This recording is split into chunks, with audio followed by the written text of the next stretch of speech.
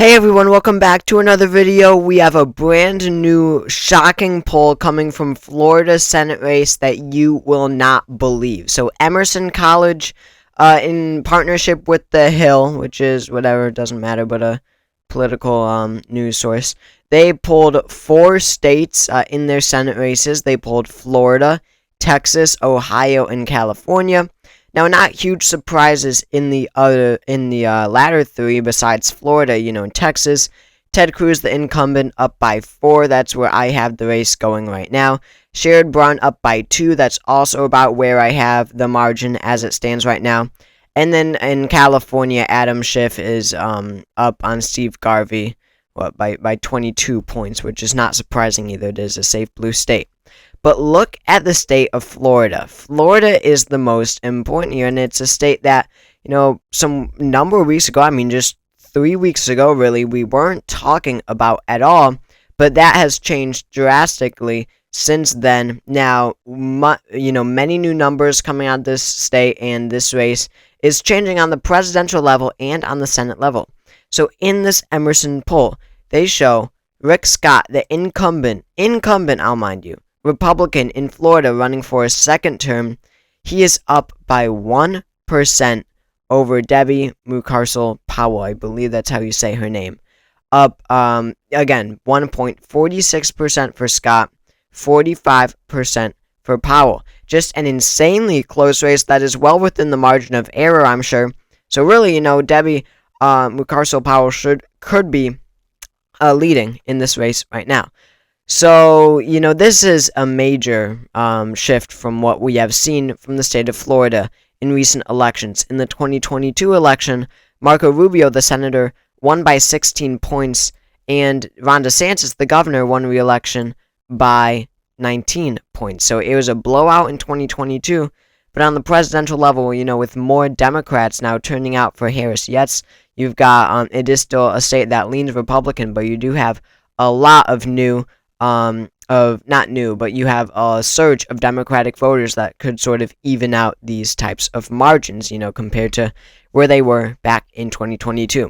So this is extremely important, right, for many reasons, just because, the dynamic, when we talk about these 2024 Senate races, this might start to change, and it already is changing. And what I mean by that is talking about how each party wins control of the Senate. So here, after all of the safest of safe states, Democrats are at 43 Senate seats, Republicans at 47.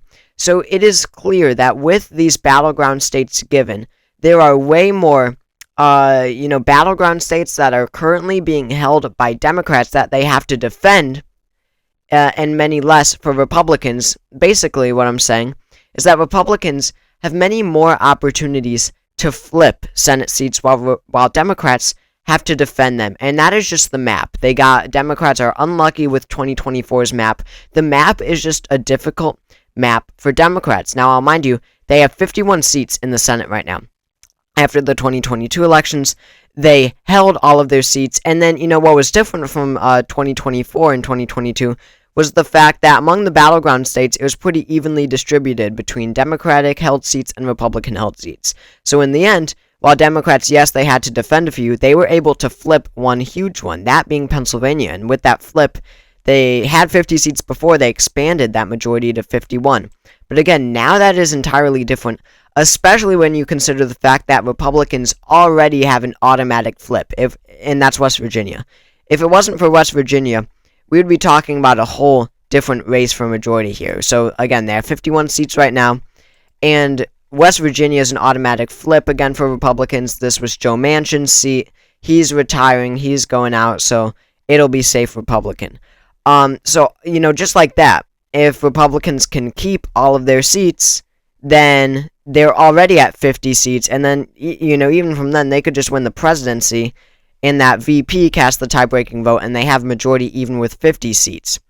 So, when it comes to, control of the Senate, you got Pennsylvania, Michigan, Wisconsin, Arizona, Nevada, looking very good for Democrats. Nebraska still likely to go to Deb Fischer, the incumbent. Texas still likely to go to Ted Cruz. And then it comes down to 3 states. You got Montana, Ohio, and Florida. Now, let's just assume, Florida for the purpose of this segment right now, that Florida goes to Rick Scott. They win that. So they're already at 50 seats, right, with flipping West Virginia. Now, Montana and Ohio, yes, if you're wondering, they are held by Democratic seats. Sherrod Brown in Ohio, Jon Tester in Montana, they are both Democrats running for re-election. So it's, and I do think that Sherrod Brown does hang on in Ohio. In the end, I think that Sherrod Brown wins. But Montana looks very poor. So if you've got Montana flipping to the Republicans, and of course you got West Virginia flipping to the Republicans, then they already have 51 seats. Now, I think right now Montana is almost a lost cause. It seems like Democrats are jumping, jumping off the ship, jumping ship, in Montana. It doesn't look like they're putting in much effort here. They basically know that it will go towards the Republicans. I mean, you've got, just looking at the polling very briefly, again, this is about Florida, remember, but you've got all the latest polls, Republican up 6, 8, 7, and then you had a very random one where Tester was up by 5, but you see, all the polls besides that show Tim Sheehy, the Republican, up, and of course, the polling is going to underestimate the Republican here for a number of reasons I've said in other videos, but I do think that Montana flips to the Republicans. So where do Democrats look? Well, right now, I believe that they have a better chance of flipping Florida than they do Montana. They should jump ship in Montana. It's just impossible for Jon Tester to win. I really do think it's impossible for Jon Tester to win when Montana voted for Trump by 16 points. In 2024, they won't vote for Trump by some 16%. And then on that same ballot, elect Jon Tester. It's just not possible in this day and age of very partisan and bitter and divided politics. So rather than that, it only makes sense for Democrats to look to a close state. Sorry if you hear my dog. But they have to look to a relatively close state. Florida, for example, Trump only won it by 3.5% in 2020.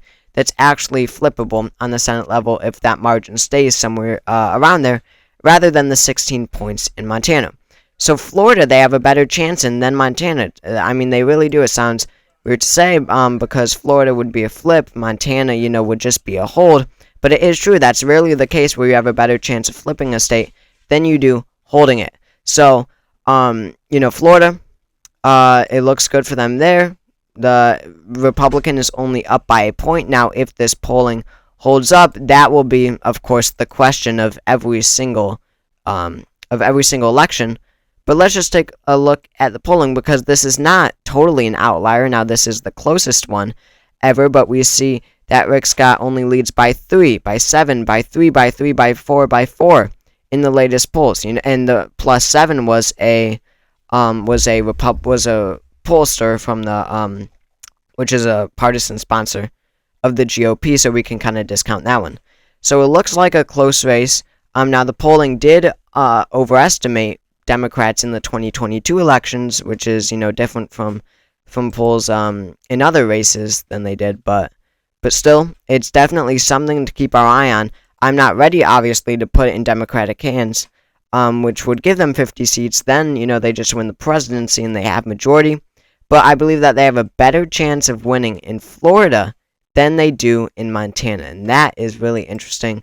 I'm looking more at the Florida race and even the Texas race than the Montana race. I think that even Texas, in the end, will be closer than Montana, which says a lot about the state of the race.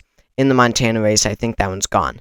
So thank you all for watching this video. If you enjoyed it, make sure to subscribe down below.